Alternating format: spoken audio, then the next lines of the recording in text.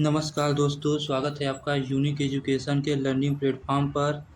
मैं राहुल आपके लिए लाया हूँ आज बीएससी थर्ड सेमेस्टर के लिए बॉटनी का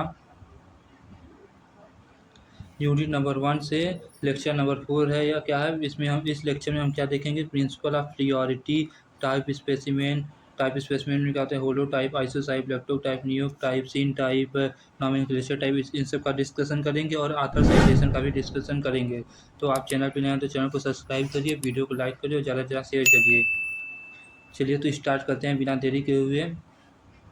आपके सामने क्या principle of priority. Principle of priority क्या होता है? मोस्ट इंपॉर्टेंट टॉपिक है, एग्जाम में पूछा जाता है। According to principle of priority is taxon to be known as earliest name. मतलब प्रिंसिपल ऑफ प्रियोरिटी के अनुसार जो भी टेक्सान होता है उससे अर्लीस्ट नेम से जाना जाता है। जैसे Cleome gynandra was the first named by Linnaeus.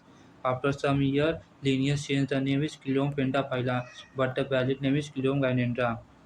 मतलब समझ रहे हैं ना? जो लीनियस थे वो पहले क्लियोम गाइडेंटा नाम से एक प्लांट का नाम दिए और उसे पब्लिश कर दिए। फिर उसके बाद वो उसका नाम क्लियोम पेंटाफाइला रखे, लेकिन उसका वैलिड नेम क्या है? क्लियोम गाइनेंड्रा। यहाँ पे कैपिटल सी रहेगा, देखिए मिस प्रिंट हो गया है, और इसके बीच अंडरलाइन भी रहेगा, आप लोग देख लीजिएगा। ठीक है, आपको समझ आ गया प्रिंसिपल ऑफ प्रियोरिटी क्या होता है? इसको आप देख सकते हैं। टाइप नेक्स्ट हेडिंग क्या है? टाइपिफिकेशन या type method. Type method is a legal device to provide a correct name of a taxon. Type specimen क्या होता है?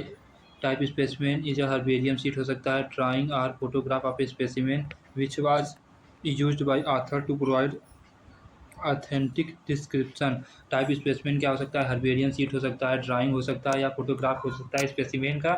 उससे ऑथर उसका डिस्क्रिप्शन प्रोवाइड कर देता है, ऑथेंटिक डिस्क्रिप्शन को प्रोवाइड कर देता है अकॉर्डिंग टू आईसीबीएन। चलिए, तो पिछले लेक्चर में हम बताए थे आईसीबीएन का पूरा नाम।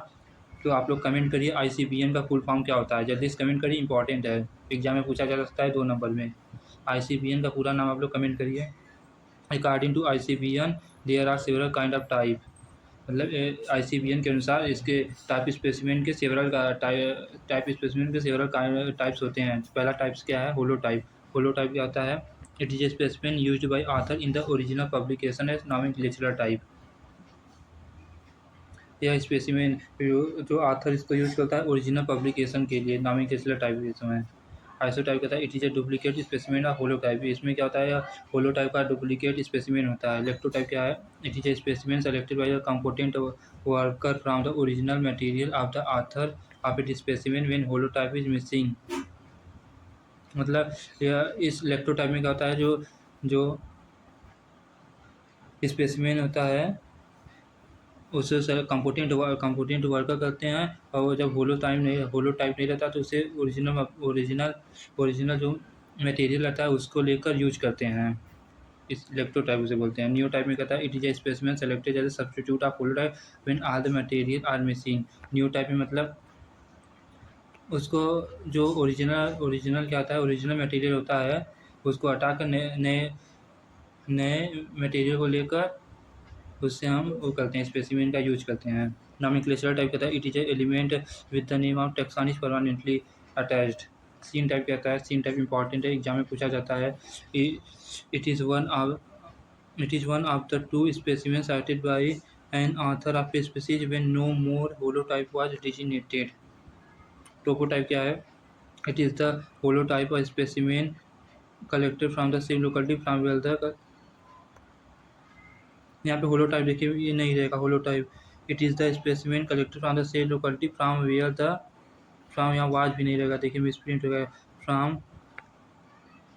फ्रॉम वेयर द, यहाँ वाज नहीं रहेगा, होलोटाइप यहाँ रहेगा।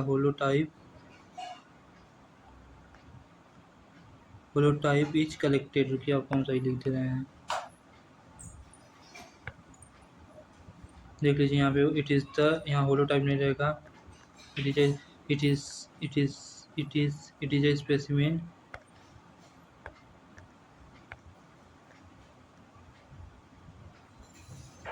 It is the specimen collected from the same locality from where, यहाँ से देखिए अब फ्रॉम वेयर द,